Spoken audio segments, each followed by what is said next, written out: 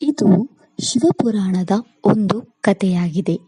ಈ ಕಲಿಯುಗದಲ್ಲಿ ಪಾಪಿಗಳು ಶಿವಪುರಾಣವನ್ನು ಕೇಳುವ ಮೂಲಕ ಹೇಗೆ ಮುಕ್ತಿ ಹೊಂದಬಹುದು ಎಂದು ಈ ಕಥೆ ಹೇಳುತ್ತದೆ. ಕಿರಾತ ನಗರದಲ್ಲಿ ದೇವರಾಜ ಎಂಬ ಬ್ರಾಹ್ಮಣನಿದ್ದನು. ಅವನು ಬಡವನಾಗಿದ್ದನು ಮತ್ತು ಬ್ರಾಹ್ಮಣ ಜ್ಞಾನದಲ್ಲಿ ಕೊರತೆಯುಳ್ಳವನಾಗಿದ್ದನು. ಅವನು ವಿವಿಧ ರೀತಿಯ ಪಾನೀಯಗಳನ್ನು ಮಾರಾಟ ಮಾಡುತ್ತಿದ್ದನು ಮತ್ತು ಯಾವುದೇ ದೇವರುಗಳನ್ನು ಪೂಜಿಸುತ್ತಿರಲಿಲ್ಲ ಮತ್ತು ಪುಣ್ಯ ಕಾರ್ಯಗಳನ್ನು ಮಾಡುತ್ತಿರಲಿಲ್ಲ. ಬ್ರಾಹ್ಮಣರಾಗಿದ್ದ ಅವನು ಸಂಧ್ಯಾ ವಂದನೆ ಅಥವಾ ಶುದ್ಧೀಕರಣವನ್ನು ಎಂದಿಗೂ ಅಭ್ಯಾಸ ಮಾಡಲಿಲ್ಲ. ಅವನ ಅಭ್ಯಾಸವು ವೇಶ್ಯರ ಜೀವನ ವಿಧಾನವಾಗಿತ್ತು. ವಿಶ್ವಾಸಗಳನ್ನು ಮೋಸಗೊಳಿಸಲು ಅವನು ಎಂದಿಗೂ ಹಿಂಜರಿಯಲಿಲ್ಲ. ಕೊಲ್ಲುವ ಮೂಲಕ ಅಥವಾ ವಿವಿಧ ಮೋಸದ ವಿಧಾನಗಳನ್ನು ಬಳಸಿ ಅವನು ಬ್ರಾಹ್ಮಣರನ್ನು, ಕ್ಷತ್ರಿಯರನ್ನು, ವೈಶ್ಯರನ್ನು, ಶೂದ್ರರನ್ನು ಮತ್ತು ಇತರರನ್ನು ದರೋಡೆ ಮಾಡುತ್ತಿದ್ದನು. ಹೀಗೆ ತಪ್ಪು ವಿಧಾನಗಳಿಂದ ಅವನು ಹೆಚ್ಚು ಸಂಪತ್ತನ್ನು ಸಂಗ್ರಹಿಸಿದನು. ಅವನು ಪಾಪಿಯಾಗಿದ್ದರೂ ಅವನು ತನ್ನ ಸಂಪತ್ತಿನ ಸ್ವಲ್ಪ ಭಾಗವನ್ನು ಕೂಡ ಪುಣ್ಯ ಕಾರ್ಯಗಳಿಗೆ ಬಳಸುತ್ತಿರಲಿಲ್ಲ.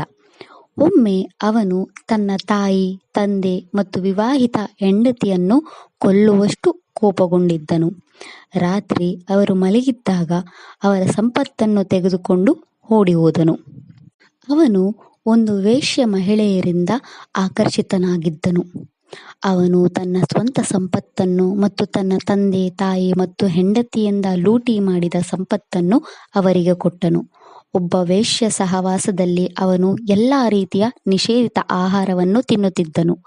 ಅವನು ಮದ್ಯವನ್ನು ಕುಡಿಯಲು ಪ್ರಾರಂಭಿಸಿದನು ಮತ್ತು ವೇಶ್ಯೆಯ ತಟ್ಟೆಯಿಂದ ಆಹಾರವನ್ನು ಸೇವಿಸಿದನು.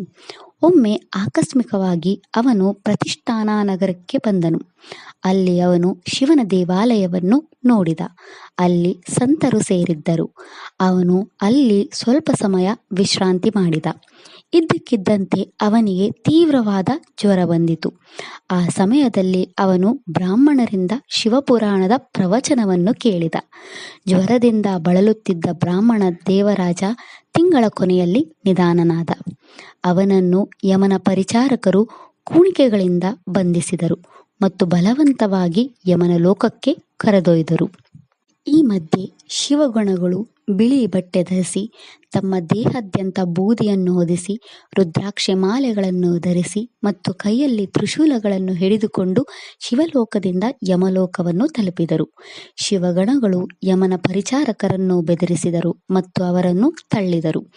ಅವರು ತಮ್ಮ ಹಿಡಿತದಿಂದ ದೇವರಾಜನನ್ನು ಬಿಡುಗಡೆ ಮಾಡಿದರು ಮತ್ತು ನಂತರ ಅವರು ಅದ್ಭುತವಾದ ರಥದಲ್ಲಿ ಕುಳಿತರು. ಅವರು ಕೈಲಾಸಕ್ಕೆ ಹೋಗುತ್ತಿರುವಾಗ ಯಮನ ನಗರದ ಮಧ್ಯದಲ್ಲಿ ಒಂದು ದೊಡ್ಡ ಶಬ್ದವು ಎದ್ದಿತು. ಧ್ವನಿಯನ್ನು ಕೇಳಿದ ಧರ್ಮರಾಜನು ತನ್ನ ಅರಮನೆಯಿಂದ ಹೊರಬಂದನು. ರುದ್ರನಂತೆ ಕಾಣಿಸಿಕೊಂಡ 4 ದೂತರನ್ನು ನೋಡಿ ಸದ್ಗುಣಗಳನ್ನು ತಿಳಿದ ಧರ್ಮರಾಜನು ಅವರನ್ನು ಸಂಪ್ರದಾಯದಂತೆ ಗೌರವಿಸಿದನು. ಯಮನು ತನ್ನ ದಿವ್ಯ ದೃಷ್ಟಿಯ ಮೂಲಕ ಎಲ್ಲವನ್ನೂ ತಿಳಿದುಕೊಂಡನು. ಭಯದಿಂದ ಅವನು ಶಿವಗಳನ್ನು ಪ್ರಶ್ನಿಸಲಿಲ್ಲ. ಯಮನಿಂದ ಆರಾಧಿಸಲ್ಪಟ್ಟ ಶಿವಗಣಗಳು ಆಮೇಲೆ ಅವರು ಕೈಲಾಸಕ್ಕೆ ಹೋಗಿ ಬ್ರಾಹ್ಮಣನನ್ನು ಕರುಣೆಯ ಸಾಗರವಾದ ಶಿವನಿಗೆ ಮತ್ತು ತಾಯಿ ಪಾರ್ವತಿಗೆ ಒಪ್ಪಿಸಿದರು. ಶಿವಪುರಾಣದ ಈ ಕಥೆಯು ನಿಜವಾಗಿಯೂ ಧನ್ಯವಾಗಿದೆ. ಅತ್ಯಂತ ಪವಿತ್ರ ಶಿವಪುರಾಣದ ಕಥೆಗಳನ್ನು ಕೇವಲ ಕೇಳಿದ ಮೇಲೆ ಮಹಾಪಾಪಿಯು ಮೋಕ್ಷಕ್ಕೆ ಅರ್ಹನಾಗುತ್ತಾನೆ. ಸದಾಶಿವನ ಮಹಾ ಆಸನವು ಎಲ್ಲ ಲೋಕಗಳಿಗಿಂತಲೂ ಶ್ರೇಷ್ಠವಾದ ನೆಲೆಯಾಗಿದೆ ಮತ್ತು ವೇದಿಕ ವಿದ್ವಾಂಸರು ಎಲ್ಲ ಸ್ಥಾನಗಳಲ್ಲಿ ಶ್ರೇಷ್ಠವಾಗಿದೆ ಎಂದು ಹೇಳಿದ್ದಾರೆ. ದೇವರಾಜ ಸಾಮಾನ್ಯ ಒಬ್ಬ ದುಷ್ಟ ಬ್ರಾಹ್ಮಣ, ಮದ್ಯಪಾನ ಮಾಡುವವ, ನೀಚ ವೈಶ್ಯ ಆಕರ್ಷಿತ, ತನ್ನ ಸ್ವಂತ ತಂದೆ, ತಾಯಿ ಮತ್ತು ಹೆಂಡತಿಯನ್ನು ಕೊಂದುವವನ ಮತ್ತು ಹಣದ ದುರಾಸೆಯಿಂದ ಅನೇಕ ಬ್ರಾಹ್ಮಣರು, ಕ್ಷತ್ರಿಯರು, ವೈಶ್ಯರು ಮತ್ತು ಶೂದ್ರರು ಮತ್ತು ಇತರರನ್ನು ಕೊಂದರು. ಆ ಪರಮಲೋಕವನ್ನು ತಲುಪಿದ ತಕ್ಷಣ ಮುಕ್ತಿ ಹೊಂದಿದ. ಈ ರೀತಿಯಾಗಿ ಶಿವಪುರಾಣವನ್ನು ಕೇಳುವುದು ಅಥವಾ ಶಿವಪುರಾಣವನ್ನು ಓದುವುದು ಯಾವುದೇ ಪಾಪಿಯನ್ನು ಮುಕ್ತಗೊಳಿಸುತ್ತದೆ ಮತ್ತು ಆ ಶಿವಲೋಕವನ್ನು ತಲುಪಲು ನಮಗೆ ಸಹಾಯ ಮಾಡುತ್ತದೆ. ಇದಿಷ್ಟು ಶಿವಪುರಾಣದ 2ನೇ ಅಧ್ಯಾಯದ ಬಗ್ಗೆ. ವಿಡಿಯೋ ಇಷ್ಟ ಆದರೆ ಲೈಕ್ ಮಾಡಿ, ಶೇರ್ ಮಾಡಿ ಮತ್ತು ಚಾನೆಲ್ ಸಪೋರ್ಟ್ ಮಾಡೋಕೆ ಸಬ್ಸ್ಕ್ರೈಬ್ ಮಾಡಿ. ಧನ್ಯವಾದಗಳು. ಓಂ ನಮಃ ಶಿವಾಯ.